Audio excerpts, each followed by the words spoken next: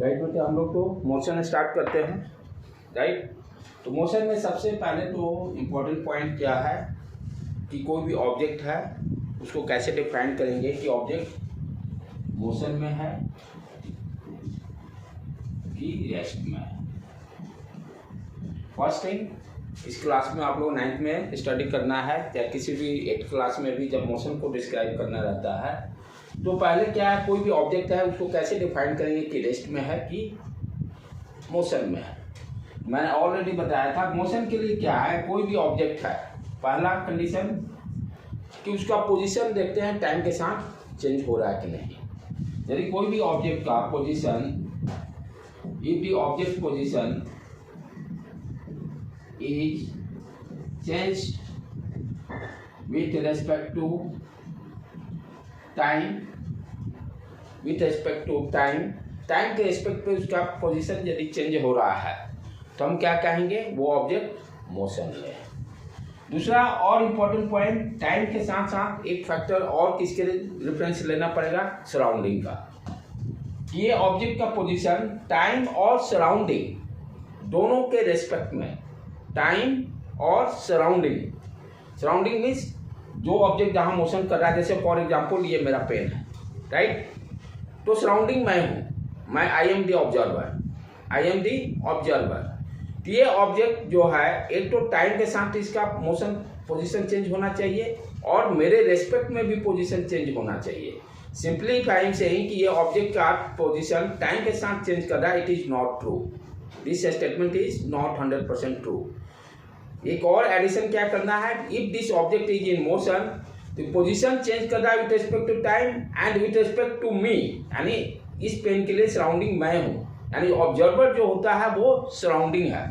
तो यहाँ पर टाइम के साथ साथ और दूसरा फैक्टर क्या देखना है, किसके रेस्पेक्ट में, और we can say what is, यानी रेफरेंस हम लोग डिफाइन करते हैं कि इस रेफरेंस के रेस्पेक्ट में ये ऑब्जेक्ट का पोजीशन टाइम के साथ चेंज कर रहा है कि नहीं कर रहा है। जब हम कोई भी ऑब्जेक्ट है यदि ट्रेन में मोशन कर रहा है, कोई ऑब्जेक्ट है जब ट्रेन में मोशन कर रहा है तो ये सेम ऑब्जेक्ट कभी ये रेस्ट में भी हो सकता है और मोशन में भी हो सकता है। कैसे, यदि ये ट्रेन मोशन कर रहा है, if this train is in motion, यदि ये ट्रेन का पोजीशन चेंज कर रहा है टाइम के रिस्पेक्ट पे और डिफरेंस क्या होगा, सराउंडिंग, यानी प्लेटफॉर्म। डिफरेंस क्या होगा, सराउंडिंग, प्लेटफॉर्म। पहले क्या देखेगा, कोई भी प्लेटफॉर्म पर खड़ा है वो सराउंडिंग हो गया इस ट्रेन का, या जो भी ऑब्जर्वर है that is you can say surrounding, जो उसको देख रहा है वो सराउंडिंग हो गया। तो जब कोई भी ट्रेन यदि प्लेटफॉर्म पे ट्रैक पे चल रही है तो प्लेटफॉर्म के रेस्पेक्ट पे यदि वो ट्रेन मोशन में कर रहा है तो ट्रेन जो आदमी जो है प्लेटफॉर्म पे खड़ा उसके रिस्पेक्ट में क्या कहलाएगा, ये ट्रेन मोशन में है। क्यों, क्योंकि पोजीशन भी इसका चेंज कर रहा है, राइट, और ऑब्जर्वर के भी रिस्पेक्ट में मोशन कर रहा है।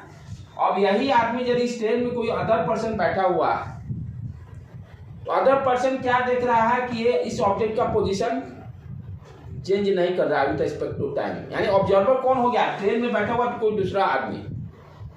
जिस तरह से आप जैसे स्कूटी या टू व्हीलर पे आप चलते हो तो स्कूटी पे जब आप पीछे बैठे हुए हो तो आप एक दूसरे के रेस्पेक्ट में क्या हो, रेस्ट में हो, क्योंकि आपका पोजीशन टाइम के साथ चेंज कर नहीं रहा, क्योंकि ऑब्जर्वर कौन है, आप ही के पीछे बैठा हुआ, और नीचे कोई यानी जमीन पे कोई खड़ा आदमी है तो वो क्या देख रहा है कि स्कूटी का पोजीशन भी चेंज हो रहा है और जो ऑब्जेक्ट बैठा हुआ है उसका भी पोजीशन चेंज हो रहा है। तो मोशन को डिफाइन करने के लिए हमें क्या चाहिए, पहला चीज देखना होगा उस ऑब्जेक्ट का पोजीशन टाइम के साथ चेंज हो रहा है कि नहीं, फर्स्ट इंपॉर्टेंट पॉइंट, और रेफरेंस डिफाइंड होना जरूरी है।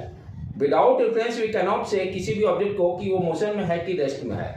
द सेम ऑब्जेक्ट मोशन में भी हम बोल सकते हैं, रेस्ट में भी बोल सकते हैं, सिर्फ रेफरेंस चेंज करने से, राइट। तो दोनों टर्म डिफाइंड होना चाहिए। अच्छा, यहाँ पर अब ध्यान देना की बात है, पोजीशन टर्म जो बार बार यूज किया जा रहा है, पोजीशन क्या है, एक वेक्टर क्वांटिटी है। पोजीशन क्या है, एक वेक्टर क्वांटिटी है। तो अब फिजिक्स में जो है आगे बढ़ने से पहले एक टर्म और समझना बहुत जरूरी है। मोशन रेस्ट तो हो के पहले कि जितने फिजिकल क्वांटिटी हैं जो 9th में जो भी आएंगे आपके, जैसे हो गया स्पीड हो गया, वेलोसिटी हो गया, एक्सेलरेशन हो गया, फोर्स आएगा, मोमेंटम आएगा, वर्क आएगा, यही सारे 9th क्लास में आपको पढ़ने हैं फिजिकल टर्म। तो ये फिजिकल टर्म को ये भी जानना जरूरी है कि ये फिजिकल टर्म स्केलर है कि वेक्टर है, राइट। तो फर्स्ट आपको अंडरस्टैंड करना जरूरी है कि फिजिक्स में कोई भी टर्म नॉलेज होने से पहले उसको डिफाइन करना जरूरी है कि वो स्केलर है कि वेक्टर है, वो स्केलर है कि वेक्टर है। तो स्केलर में हम क्या देखते हैं, ओनली मैग्नीट्यूड। कहने का मतलब कि मान लो ये पेन है मेरा, इस पेन का मास कहीं भी ले जाए मास तो वही रहेगा। इस पेन का मास यहाँ रखें, यहाँ रखें, यहाँ रखें, टेबल पर रखें, कहीं भी रखें, मास तो चेंज करेगा नहीं। कहने का मतलब क्या हो रहा है, इस पेन का पोजीशन मैं चेंज कर रहा हूं लेकिन मास इसका चेंज नहीं हो रहा है। इट मीन्स इसके लोकेशन से हमें मतलब नहीं है। इस पेन का मास इज ऑलवेज कांस्टेंट। तो मास किस तरह की क्वांटिटी हो गई, स्केलर क्वांटिटी। इसको डायरेक्शन से कोई मतलब नहीं, इसका वैल्यू फिक्स है। तो मास किस तरह की क्वांटिटी हो गई, स्केलर क्वांटिटी हो गई। उसी तरह से लेंथ, अब इस पेन का लेंथ कहीं भी ले जाए लेंथ सेम रहेगा, राइट। तो लेंथ कहीं भी ले जाए, किसी भी पोजीशन पर रखें, जो लेंथ है, length does not change with position. तो लेंथ भी किस तरह की क्वांटिटी हो गई, स्केलर क्वांटिटी। टाइम, टाइम कहीं भी रहो, इंडिया में रहो, अमेरिका में रहो, कहीं भी रहो, time is always constant. 11 o'clock हो रहा तो वर्ल्ड के सब जगह 11 o'clock होगा। दिन रात भले वो चेंज हुआ, अदर नेचर का अलग फैक्टर है, लेकिन टाइम तो कांस्टेंट रहेगा। Time is also not depend upon the position और लोकेशन। तो time is also scalar quantity. Time is also scalar quantity. हम क्या देखें, मास, लेंथ, टाइम, तीनों किस तरह की क्वांटिटी हो गई, स्केलर। कहने मतलब मैग्नीट्यूड डिफाइंड होता है, डायरेक्शन इसका डिफाइंड नहीं होता है। अब आपको जो जो पढ़ना है क्लास 9th में, स्पीड, पहले तो distance, scalar quantity. Distance, distance है, कभी भी उसको डायरेक्शन से मतलब नहीं है, किसी भी पाथ से जाए उसको मेजर कर देंगे, does not depend upon the direction. आप डिस्टेंस किस पर डिपेंड कर रहा है, पाथ पर, किस रास्ते को फॉलो कर रहा है। तो distance is also your scalar quantity. Next जो पढ़ना है आप लोग को, फिर speed, speed is also scalar quantity, it does not depend upon the direction, सिर्फ मैग्नीट्यूड इसका डिफाइन करेंगे। और क्या क्या पढ़ना, work, work is your scalar quantity. ये सारे जो क्लास 9th में आप लोग को पढ़ने हैं, डिस्टेंस, स्पीड, वर्क, ये सारे क्या हैं, स्केलर क्वांटिटी हैं। It does not depend upon the direction. Direction क्या है, कहीं भी ले जाइए, ये सारे टर्म का वैल्यू फिक्स रहेगा, मैग्नीट्यूड इसका फिक्स रहेगा। नेक्स्ट उसके बाद क्या है, वेक्टर क्वांटिटी। वेक्टर क्वांटिटी जो है मैग्नीट्यूड के साथ साथ डायरेक्शन पे भी डिपेंड करेगा, मैग्नीट्यूड के साथ साथ डायरेक्शन पे भी डिपेंड करेगा। जैसे मान लो फॉर एग्जाम्पल कोई पॉइंट ए है और बी है, तो ए से बी जाने के बहुत सारे रास्ते हैं। ऐसे भी कोई गया, कोई ऐसे गया, कोई ऐसे गया, कोई इस तरह से गया, बहुत सारे रास्ते, बहुत सारे पाथ हैं। This one, this one, this one, this one. Her path का डिस्टेंस अलग अलग होगा, हर पाथ का डिस्टेंस अलग अलग होगा। अच्छा, अब कोई ये भी हो सकता है कि इस रास्ते को, शॉर्टेस्ट पाथ को भी ट्रेवल करें। ठीक है, आपसे क्वेश्चन यहाँ पूछा जाए कि क्या सारे पाथ के डिस्टेंस अलग अलग हैं, आप बोलोगे यस सर, सारे पाथ के डिस्टेंस अलग अलग हैं। जो डिस्टेंस ट्रेवल करेगा पाथ उसको मेजर कर लेंगे। क्या सारे पाथ का डिस्प्लेसमेंट सेम है, या उस डिस्प्लेसमेंट क्या है, डिस्प्लेसमेंट वाला पाथ तो यही है, हम इस पर ट्रेवल करें या नहीं करें, इसी रास्ते को मान लो फर्स्ट वाले पाथ से जा रहे हैं, आपसे पूछता हूँ व्हाट इज द डिस्प्लेसमेंट, आप जब भी बोलो तो सर ए बी होगा। किसी पाथ से जाए हम, आप यहाँ से मेरे कोचिंग से आप सेंट मैरी स्कूल जा रहे हो, मानते हैं जो भी एक शॉर्टेस्ट पाथ होगा, आप फिर कहीं से घूम के जाओ, यहाँ से नाला से होके जाओ, फिर आपका सियाना दिघा होते हुए अपने सेंट मैरी स्कूल आओ, लेकिन डिस्प्लेसमेंट तो एक ही रहेगा। 10 मीटर है तो 10 मीटर ही रहेगा। तो डिस्प्लेसमेंट कहने का क्या मतलब है कि डिस्टेंस डिफरेंट हो सकता है दो पॉइंट के बीच में। दो पॉइंट के बीच में ये क्या है, ए और बी दो लोकेशन है, तो टू लोकेशन के बीच में डिस्टेंस डिफरेंट हो सकता है, लेकिन डिस्प्लेसमेंट नहीं हो सकता है। डिस्प्लेसमेंट पाथ पर डिपेंड नहीं करता है। किसी भी रास्ते से जाएंगे तो कोई भी पूछेगा तो हम ऑलवेज से कि डिस्प्लेसमेंट ए बी ही है, but distance is different. Distance is different. तो डिस्प्लेसमेंट मेरा किस तरह का क्वांटिटी हो गया, वेक्टर क्वांटिटी, मैग्नीट्यूड के साथ साथ डायरेक्शन पे भी डिपेंड कर रहा है। उसके बाद नेक्स्ट क्वांटिटी वेलोसिटी, क्योंकि वेलोसिटी डिस्प्लेसमेंट से डिफाइंड होता है। वेलोसिटी भी आपका क्या हो गया, किस तरह की क्वांटिटी हो गया, वेक्टर क्वांटिटी, जो अब 9th में पढ़ने हैं। अब उसके बाद एक्सीलरेशन, एक्सीलरेशन वेलोसिटी से डिफाइंड हो रहा है, यानी जो भी वेक्टर क्वांटिटी डिफाइन कर रहे हैं, यदि वो देखते हैं कि जिस टर्म से डिफाइंड हो रहा है क्या वो वेक्टर क्वांटिटी है कि नहीं, यदि वो वेक्टर है तो बाय डिफॉल्ट ये भी वेक्टर होगा। डिस्प्लेसमेंट वेलोसिटी डिस्प्लेसमेंट से डिफाइंड हो रहा है, rate of change of displacement with respect to time, velocity आप बोले। फ्री वेलोसिटी क्या हो गया, vector quantity. Acceleration free velocity से डिफाइन कर रहे हैं, rate of change of velocity with respect to time. Velocity किस तरह का क्वांटिटी है, वेक्टर क्वांटिटी है, तो एक्सेलरेशन भी किस तरह का क्वांटिटी होगा, आपका वेक्टर क्वांटिटी हो गया। चलो कैसे डिफाइंड हो रहा है उसको। उसके बाद फिर है फोर्स। फोर्स डिफाइंड कर रहे हैं मास इनटू एक्सेलरेशन, तो एक्सेलरेशन किस तरह का क्वांटिटी है, वेक्टर क्वांटिटी है, तो फोर्स भी वेक्टर क्वांटिटी होगा। उसके बाद और आप लोगों को पढ़ना है मोमेंटम। मोमेंटम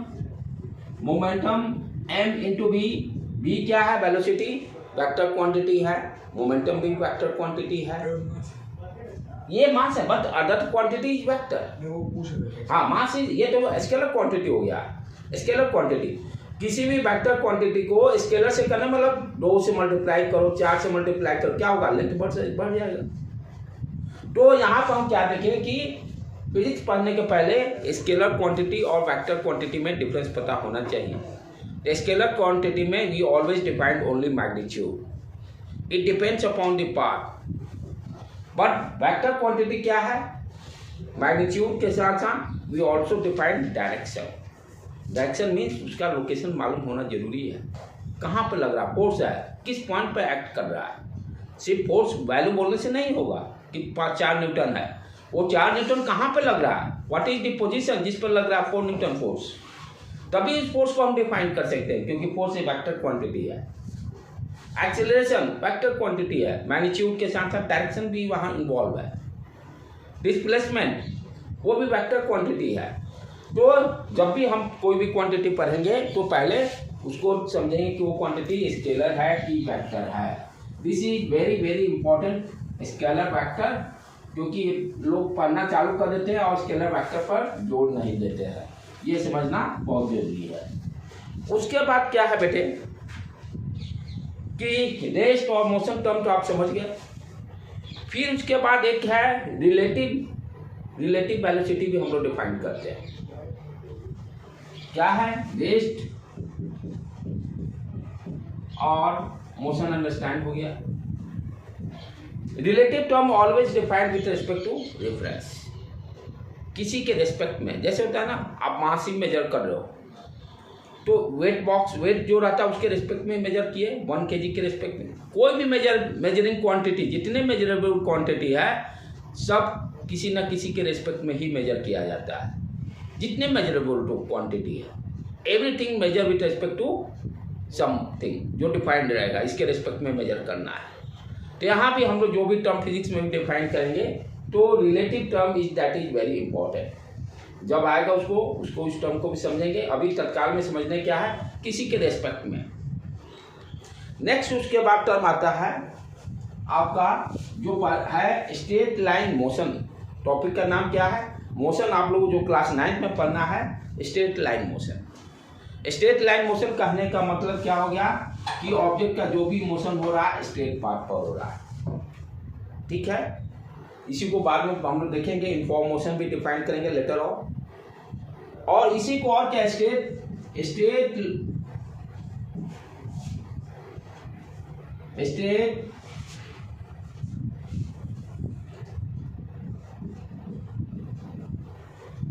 लाइन मोशन और क्या बोलते हैं, rectilinear motion, both term are same. Straight line motion और rectilinear motion, straight line motion को भी हम लोग रेक्टिलिनियर मोशन बोलते हैं, राइट।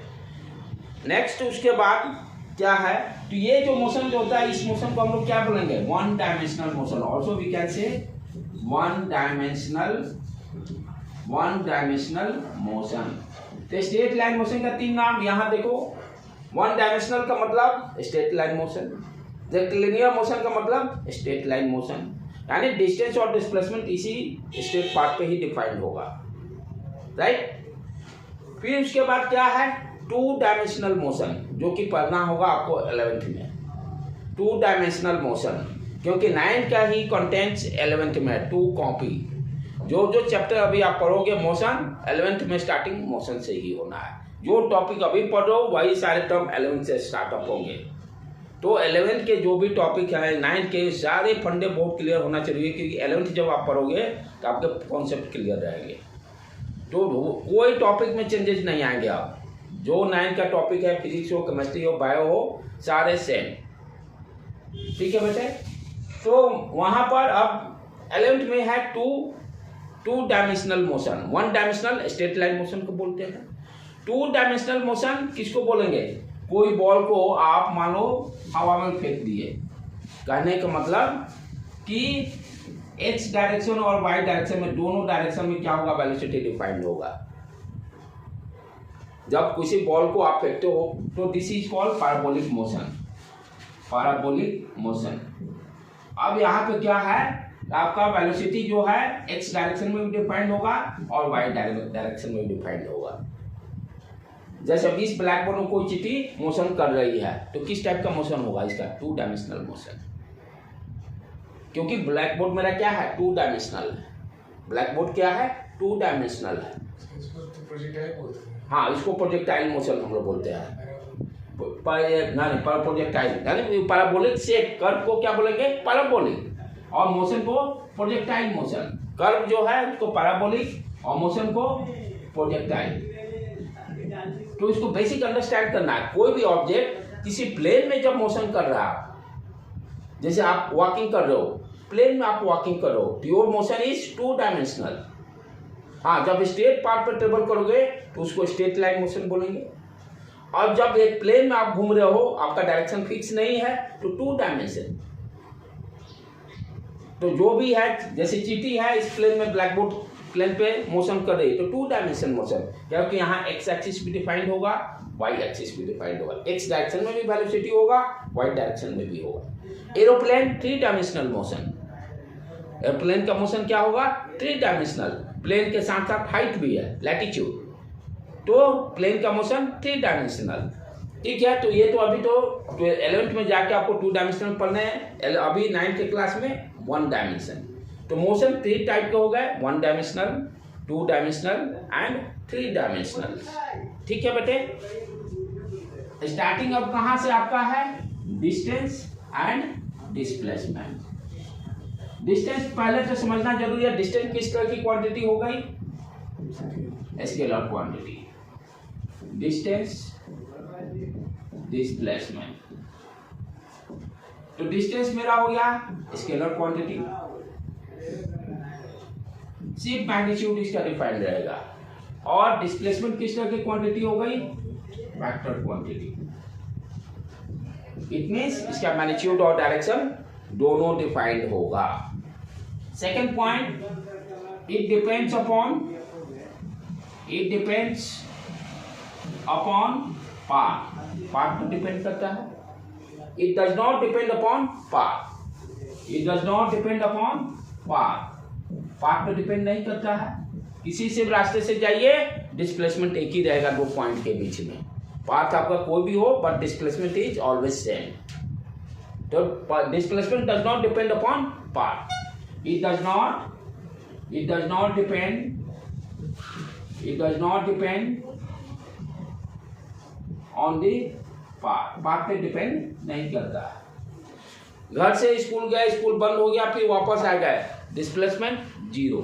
बट डिस्टेंस, यदि स्कूल 1 किलोमीटर एक साइड से है तो डिस्टेंस कितना हो जाए 1 + 1 2 किलोमीटर।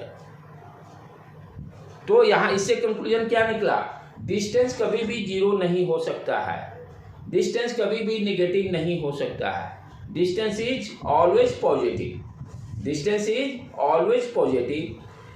डिस्प्लेसमेंट 0 भी हो सकता है, पॉजिटिव भी हो सकता है, नेगेटिव भी हो सकता है, राइट। तो नेक्स्ट आपका it never, distance is always positive, और we can say distance does not decreases with respect to time. तो distance is always positive, distance is always positive quantity, always positive quantity. Distance क्या है, हमेशा positive quantity है। और displacement क्या होगा, it may be positive, negative and 0, तीनों हो सकता है, राइट बेटे। नेक्स्ट यूनिट क्या होगा, यूनिट सेम सीजीएस में सेंटीमीटर, सीजीएस में सेंटीमीटर, सॉरी, और एसआई यूनिट में मीटर, यहाँ भी यूनिट सेम रहेगा। सीजीएस में सेंटीमीटर और एसआई में मीटर। तो ये क्या हो गया आपका, अच्छा डिस्टेंस को मेजरमेंट किससे करेंगे, ऑडोमीटर, स्कूटी में लगा रहता है गाड़ी में, तो ऑडोमीटर से हम लोग डिस्प्लेसमेंट को मेजर करते हैं, सॉरी डिस्टेंस को ऑडोमीटर से डिस्टेंस को मेजर करेंगे, डिस्टेंस को ऑडोमीटर से मेजर करेंगे, राइट।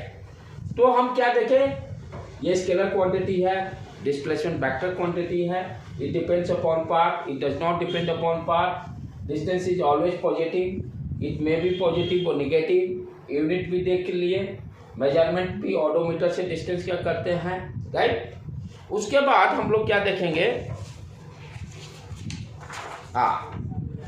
इतना नॉलेज होने के बाद इस पर कुछ क्वेश्चन देख लेते हैं जो कि आपके कॉम्पिटिटिव लेवल के, एनटीएससी लेवल के क्वेश्चंस पूछेंगे। हम लोग करेंगे क्या, अब थोड़ा सा अपना स्टाइल चेंज, क्योंकि 9th से अपना टारगेट है एनटीएससी का भी, 10th में जो होगा, चाहे जो आपके 11th में अभी से जो क्वेश्चन पूछते जाएंगे, क्योंकि उसके जो मिनिमम बेसिक क्वेश्चंस आपको अभी से हम लोग उसको टच करते हुए निकलेंगे। अब डिस्टेंस डिस्प्लेसमेंट यदि आप पढ़ लिए तो आपसे क्वेश्चन पूछता है, स्टेटमेंट पूछेगा, distance is less than displacement, क्या डिस्टेंस डिस्प्लेसमेंट से छोटा होगा, this statement is not true, this statement is not true, ठीक है। दूसरा स्टेटमेंट पूछेगा, distance is greater than equal to displacement true. जब स्ट्रेट लाइन मोशन होगा तो उस समय डिस्टेंस और डिस्प्लेसमेंट बराबर, जैसे फॉर एग्जांपल कोई ऑब्जेक्ट है ए और बी, स्ट्रेट लाइन मोशन कर रहा है, ऑब्जेक्ट ए से बी गया, डिस्टेंस 5 मीटर, डायरेक्शन मैंने ए टू बी बताया, डिस्प्लेसमेंट भी क्या होगा इस केस के लिए 5 मीटर।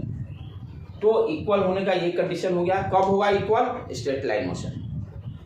इक्वल कब होने की चांसेस है, स्ट्रेट लाइन मोशन में। और distance is always greater than, हमेशा बड़ा ही होगा डिस्प्लेसमेंट से। मिनिमम जो होगा, ये this is your minimum value, ये क्या हो गया मिनिमम वैल्यू। अब यहाँ इस पार्ट से जाए, वैल्यू ज़्यादा हो गया, दूसरे किसी भी पाथ को फॉलो करेंगे डिस्टेंस बड़ा ही होगा डिस्प्लेसमेंट से, राइट। इक्वल हो सकता है, इक्वल होने की कंडीशन क्या है, स्ट्रेट लाइन मोशन। इक्वल होने की कंडीशन क्या है, straight line motion, right. Other किसी भी केस में यदि ऑब्जेक्ट मूव कर रहा है स्ट्रेट लाइन मोशन के अलावा, तो डिस्टेंस हमेशा डिस्प्लेसमेंट से बड़ा ही होगा। Distance is always greater than displacement.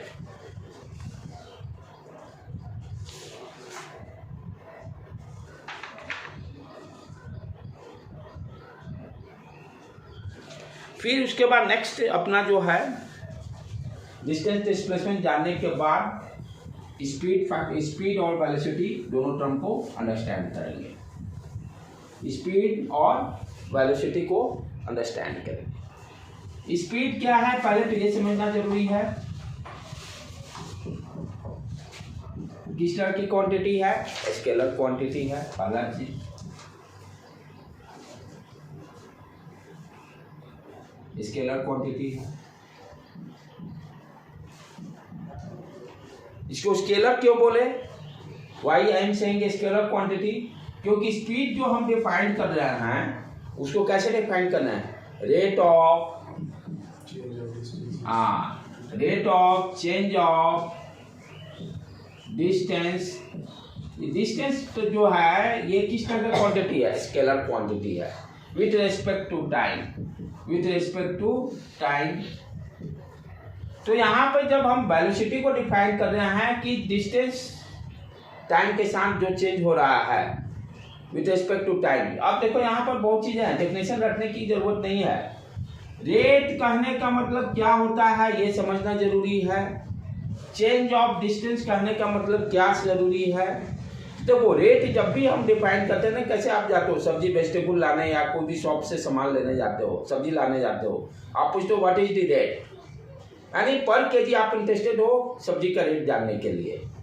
कपड़े खरीदने का भाई कपड़े का क्या रेट है, तो रेट क्या है उस यानी एक यूनिट क्वांटिटी को आप उसका कॉस्टिंग जानना चाह रहे हो। उसी तरह से यहाँ भी जो रेट है, रेट किसके रेस्पेक्ट में है? यहाँ टाइम के रेस्पेक्ट में बताना है। और सब्जी जब खरीदने गए तो वहाँ पर रेट किस रेस्पेक्ट में था? पैसे के रेस्पेक्ट में था। पैसे के रेस्पेक्ट में था। तो जो रेट टर्म देखना रहता है किस टर्म में है, तो वो डिवीजन टर्म में जाएगा। अच्छा, चेंज ऑफ डिस्टेंस, तो स्पीड जो डिफाइन कर रहे हैं, चेंज ऑफ डिस्टेंस लिखे यहाँ, चेंज ऑफ डिस्टेंस। रेट से क्या हो गया मतलब इस डिवीजन की बात कर रहा है, इस डिवीजन की बात कर रहा है। डिवीजन टर्म में क्या होगा? टाइम।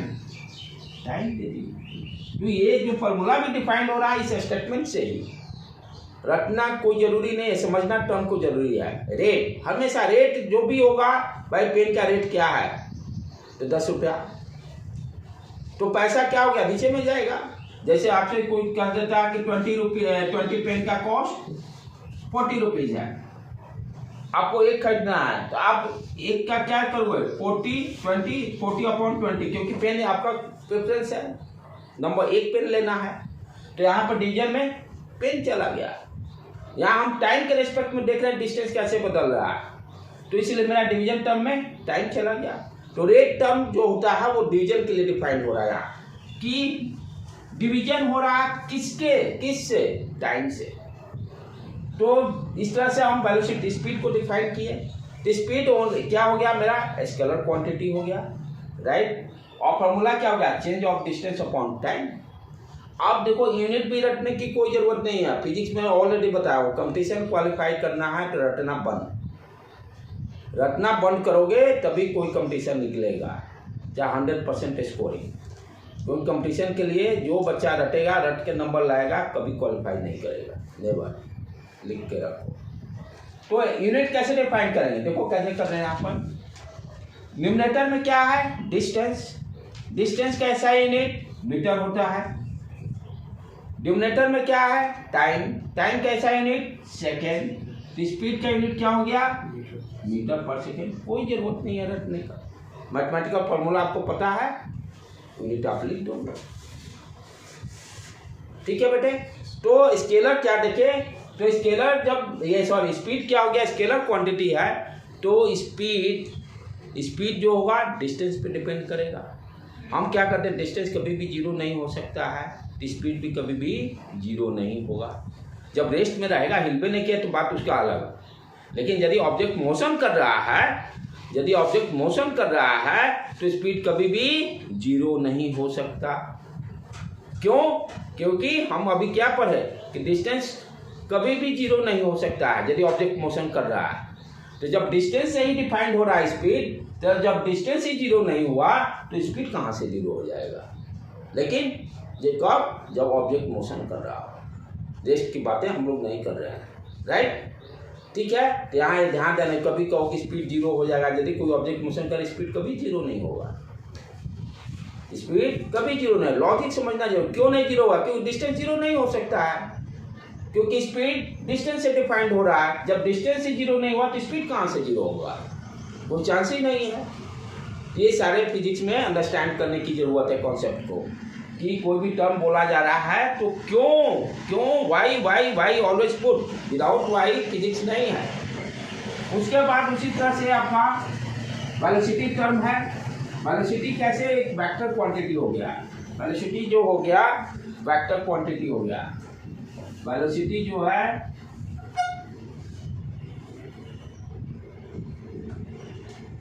वेलोसिटी किस तरह की क्वांटिटी हो गई? Vector quantity. इसको क्यों बोले, इसको भी अंडरस्टैंड, खाली रटने से नहीं होगा कि वेक्टर और स्केलर डिफाइन किए। इसको अंडरस्टैंड करना, क्योंकि वेलोसिटी जो डिफाइंड हो रहा है इसको कैसे लिख रहा है? Rate of change of displacement. कोई रटने की कोई जरूरत नहीं है। Displacement with respect to time. तो वेलोसिटी जो मेरा टर्म किससे डिफाइंड हो रहा है? डिस्प्लेसमेंट से। और डिस्प्लेसमेंट जो है किससे डिफाइंड हो रहा? पोजीशन से। एक एक सीधी को अंडरस्टैंड करना जरूरी है। डिस्प्लेसमेंट दो पॉइंट का क्या पोजीशन है उससे डिफाइंड हो रहा है। पोजीशन क्या है?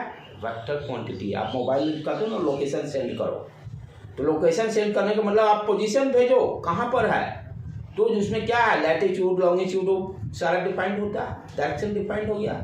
तो पोजीशन क्या हो गया? Vector quantity. पोजीशन से मेरा डिस्प्लेसमेंट डिफाइन। मान लो ये एक्स से पोजीशन है, ये एक्स बी है। How to write the displacement? कैसे लिखते हैं? Displacement equal to final position. इसको पोजीशन बोलते हैं, final position minus initial position. तो displacement term is defined by position. ये सारे ABCD क्लियर होने चाहिए। पोजीशन क्या है? लोकेशन बताता है। तो पोजीशन मेरा वेक्टर क्वांटिटी है। पोजीशन वेक्टर क्वांटिटी हो गया तो डिस्प्लेसमेंट भी वेक्टर क्वांटिटी हो गया। डिस्प्लेसमेंट वेक्टर क्वांटिटी हो गया तो मेरा वेलोसिटी भी वेक्टर क्वांटिटी हो गया। इस तरह से फिजिक्स को अंडरस्टैंड करना है। खाली वेलोसिटी वेक्टर क्वांटिटी एक बार रट्टा मार लिए काम नहीं चलेगा। कैसे वो टर्म डिफाइंड हो रहा है वो समझना बहुत जरूरी है बेटे, राइट? तो ये समझ में आया कैसे velocity vector quantity and how to define. अब इसका मैथमेटिक्स क्या होगा? अब देखो क्या लिख रहा है? Change of displacement. डिस्प्लेसमेंट में चेंज, तो change in displacement, change of displacement divided by time. ये क्या दे दिया? वेलोसिटी।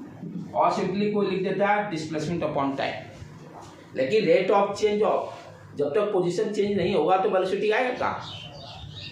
तो rate of change of displacement with respect to time. अब यूनिट कैसे डिफाइन करेंगे? डिस्प्लेसमेंट कैसा यूनिट? मीटर। तो मीटर पर सेकंड हो गया, मीटर पर सेकंड हो गया। अब चीज है दूसरा, वेलोसिटी जीरो हो सकता है कि नहीं? स्टेटमेंट पूछेगा। डिस्प्लेसमेंट जीरो हो सकता है तो वेलोसिटी भी जीरो हो सकता है। वेलोसिटी पॉजिटिव हो सकता है तो डिस्प्लेसमेंट पॉजिटिव होगा तो वेलोसिटी भी पॉजिटिव होगा। यदि मान लो कोई बॉल को हम ऊपर फेंकते हैं, अपवर्ड डायरेक्शन को पॉजिटिव कंसीडर करते हैं, तो क्या करेंगे? बॉल पॉजिटिव वेलोसिटी है। ऊपर से नीचे जब बॉल गिरेगा डायरेक्शन चेंज हो गया मोशन का, तो वेलोसिटी का डायरेक्शन निगेटिव हो गया। तो वेलोसिटी में भी positive, negative, zero, but speed कभी भी जीरो नहीं होगा। वेलोसिटी जीरो हो सकता है क्योंकि डिस्प्लेसमेंट जीरो हो सकता है। तो velocity, change in velocity, change in displacement zero हो गया। मान लो आप यहाँ घर से स्कूल गए, स्कूल से वापस आ गए, डिस्प्लेसमेंट जीरो तो वेलोसिटी जीरो। कोई भी सर्किल में, अब ये सर्किल में कोई आप सर्किल से मूव कर रहे हो, एक पॉइंट से चले, ए से बी सी पॉइंट पे पहुंच गया है, मैं पूछूं what is the displacement, 0। What is the velocity, 0। अब आपसे पूछूं डिस्टेंस, तो आपको अगर डिस्टेंस टू रेडियस यदि r कंसीडर करते हैं तो 2πr, स्पीड डिफाइंड होगा, डिस्टेंस अपॉन टाइम, जो टाइम लगेगा। तो ये सारी चीज़ों को ध्यान रखना जरूरी है। ठीक है बेटे, आज को यहीं पर रखते हैं। अगला जो अब टॉपिक जो है, इसके बाद हम लोग inform velocity, non inform speed, ये सारे टर्म, इनफॉर्म मोशन पहले अंडरस्टैंड करेंगे, नॉन इनफॉर्म मोशन अंडरस्टैंड करेंगे, तब सारे टर्म्स को आगे स्टेप बाय स्टेप आगे बढ़ेंगे। इसको जाकर आज सारा को रिवाइज करना है अच्छी तरह से।